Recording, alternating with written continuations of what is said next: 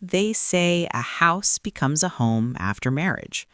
But for Amina, this house became a battlefield. On her second morning after the wedding, she woke up before sunrise, not because someone asked her to, but because that's what humble people do. They try not to be a burden. As she stepped out of the bedroom, she heard a voice echo through the marble hall. "Maid, where is my tea?" Amina stopped. She looked around. No maid, only her. She slowly realized her mother-in-law wasn't calling a servant. She was calling her. Amina walked into the kitchen quietly. The mother-in-law didn't even look at her. "You village girls don't understand class. If you want to stay in this house, you must learn your place." Amina nodded, not in weakness, but in patience. Sometimes silence is not submission, it's preparation.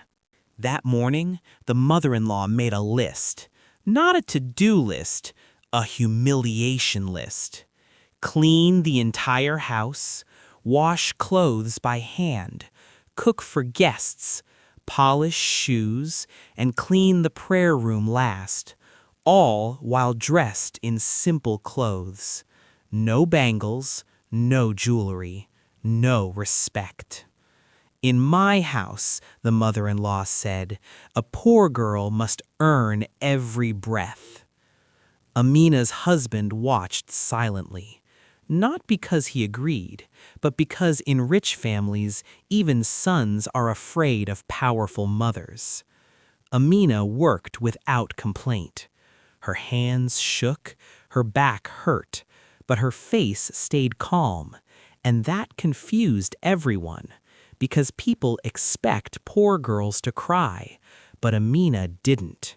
She worked like someone protecting something far more valuable than pride. While everyone treated her like air, someone was watching. The neighbors, the servants, and most importantly, the mother-in-law's friends. They whispered, "Isn't she educated? Why is she cleaning like a maid? Didn't her son marry her with love?" The mother-in-law heard everything, and her anger grew. She wanted to break Amina, to force tears, to force rebellion. So she shouted louder, "Faster! You clean like you're still in the village." Amina's hands paused for 1 second, just one. She remembered her mother's words. If you react, they win. If you endure, God reacts for you. She continued cleaning, and that's when the first crack appeared in the mother-in-law's pride. That afternoon, unexpected guests arrived. High-status women, jewelry shining, perfume filling the room. The mother-in-law panicked. She wasn't ready. The house wasn't perfect. And suddenly, the gas stove stopped working. Food unfinished, guests seated, embarrassment creeping in. The mother-in-law looked around desperately, and for the first time, she looked at Amina. "Do you know how to cook proper food?" she asked harshly. Amina nodded softly. She stepped into the kitchen, calm, focused. Within minutes, the aroma changed the air. Guests smiled. One whispered, "Who cooked this? It tastes peaceful." The mother-in-law froze, because for the first time, the maid saved her reputation. The guests praised the food. They praised the cleanliness. They praised the home. And all credit went to the mother-in-law. Amina stood in the corner, silent. No complaint, no credit taken. One guest noticed her. "Who is she?" she asked. The mother-in-law hesitated. For 1 second, shame passed through her eyes. "She's my daughter-in-law," she finally said. Amina lowered her gaze. Not proud, not bitter, just steady. The narrator ends softly. She didn't save her enemy to impress them. She saved herself from becoming like them. But that night, the mother-in-law planned something far more cruel. That night, the house was quiet. Too quiet. The guests were gone. The smiles disappeared. The mother-in-law sat alone in her room.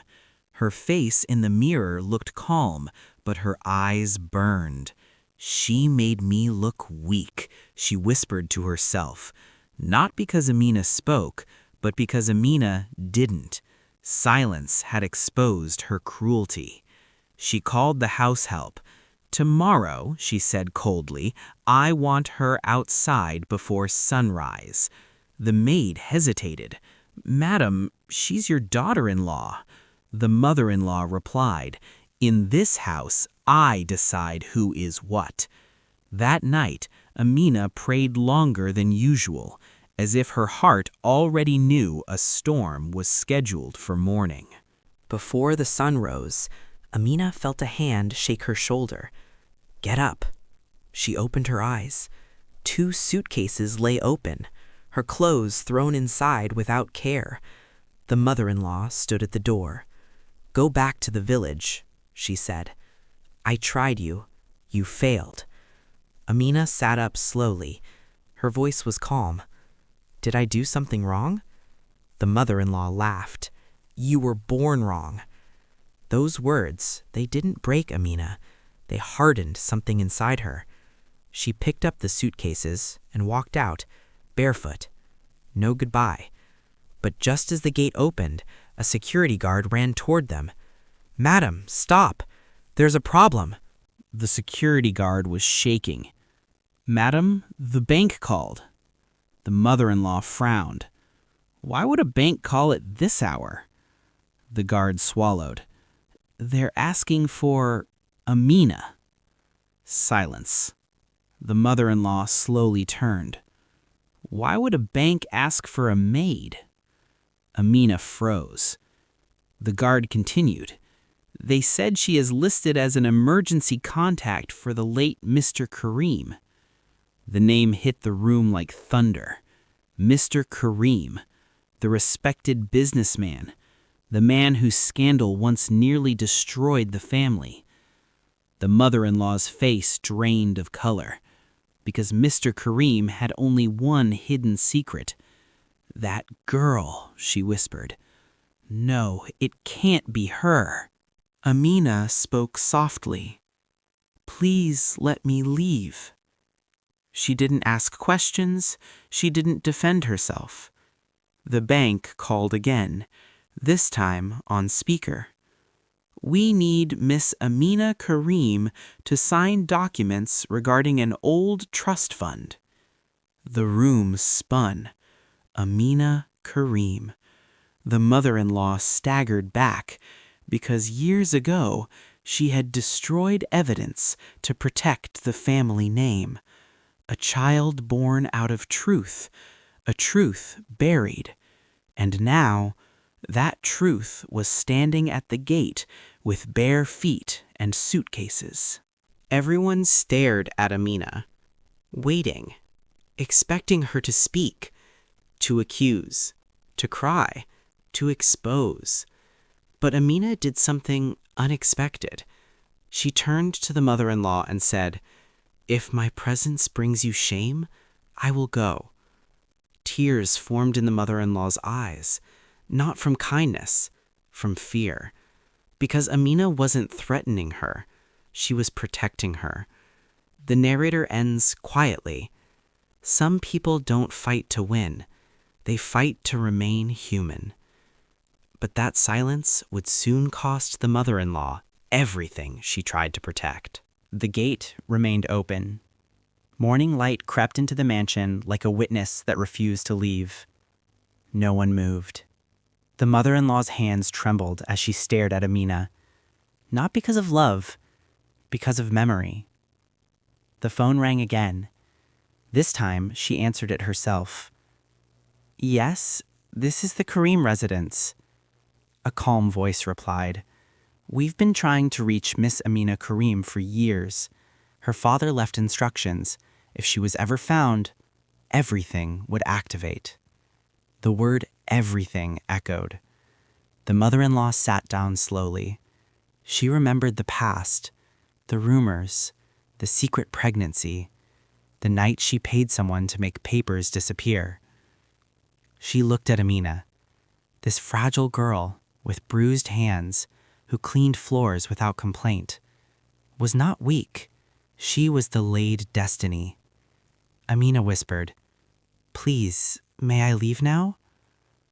That sentence hurt more than any accusation, because it proved something unbearable.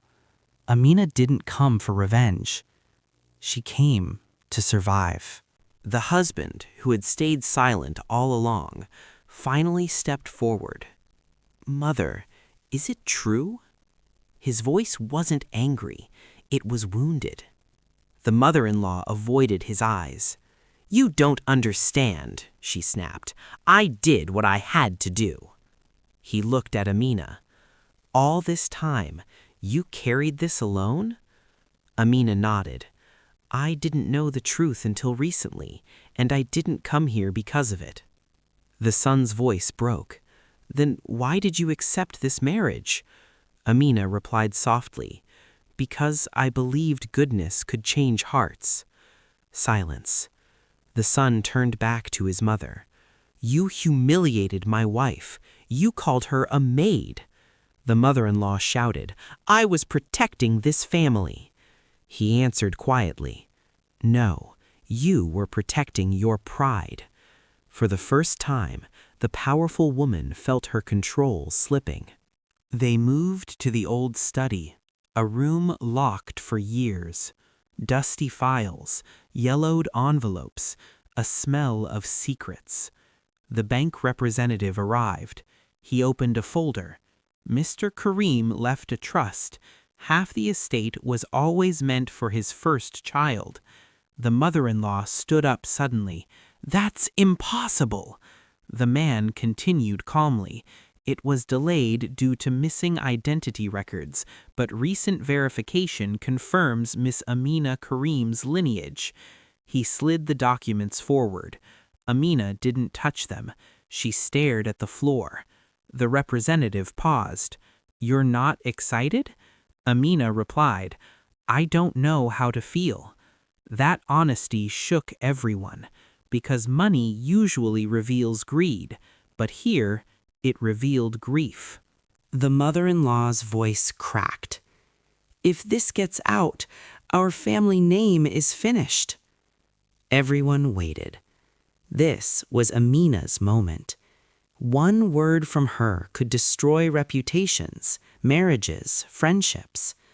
The son looked at her, hopeful, afraid. Amina took a deep breath. "I won't expose anyone." Gasps. "Why?" the banker asked. Amina answered, "Because shame multiplies pain, and I don't want to inherit cruelty with wealth." The mother-in-law collapsed into a chair. Tears finally fell, not the dramatic kind, the ashamed kind. She whispered, "After everything I did, why protect me?" Amina replied, "Because someone once protected me when I didn't deserve it." The next morning, something unheard of happened. The household gathered. Servants, family, security. The mother-in-law stood in front of them. Her voice shook. "This girl is not a maid." She paused, swallowed her pride. "She is my daughter-in-law, and she saved this family from itself." Everyone stared. The woman who never apologized lowered her head. She turned to Amina. "Forgive me." Amina didn't rush. She let the silence sit. Then she said, "I forgive you, but forgiveness doesn't erase memory." The narrator closes, "Some victories are loud, others are quiet but permanent." But just when peace seemed possible, a hidden witness decided to speak. Peace in that house lasted only one night. The next morning, an old woman arrived at the gate. bent back, walking stick, eyes sharp with memory. She was once a house helper, fired years ago, paid to forget. She looked at Amina and started crying. I knew you the moment I saw you. Everyone froze. She pointed at the mother-in-law. You told me to burn the hospital papers. You said the baby must never return. The room felt smaller. The mother-in-law whispered, Why are you here? The old woman replied, Because I saw how she cleaned floors without complaint. Only a child raised in truth behaves like that. Amina closed her eyes. The past had finally found its voice. The family lawyer insisted. This must be recorded. The old woman spoke slowly, every word heavy. She described the secret birth, the hidden payments, the lies told to protect reputation. The son's hands shook. All these years, she suffered because of pride. The mother-in-law didn't interrupt. For the first time, she listened. When the old woman finished, the lawyer asked Amina, Do you wish to file a case? The room held its breath. This was it. Amina looked at everyone. Then she said, No. Gasps again. Justice doesn't always need punishment, she continued. Sometimes it needs change. The lawyer nodded. That is also justice. Weeks passed. The mansion changed. Not because of money, but because of behavior. Amina was no longer asked to clean, but she still helped, not as a maid, as a choice. The mother-in-law served her tea, asked before speaking, defended her in public. One day she said quietly, You taught me more by staying quiet than anyone ever taught me by shouting. Amina replied, Pain doesn't make people cruel. Unhealed pride does. The house finally felt like a home. Amina received her inheritance. Not all at once. She requested something else first. Use part of it, she said, to support girls who are hidden. Like I was. A foundation was created. Quietly. No press. No headlines. Girls got education. Names got restored. The mother-in-law watched all this and understood something painful. The girl I tried to break was sent to fix what I ruined. On a calm evening, Amina stood in the same kitchen where she was once humiliated. The mother-in-law joined her. I called you a maid, she said softly, but you were the owner of dignity. Amina smiled, not proud, not bitter, at peace. Some women enter houses to serve, others enter to transform, and some were queens all along, even when treated like servants. If this story touched your heart, if you believe humility is strength and silence can be power, subscribe to this channel, like the video, and share it with someone who needs hope. Because stories like this don't just entertain, they heal.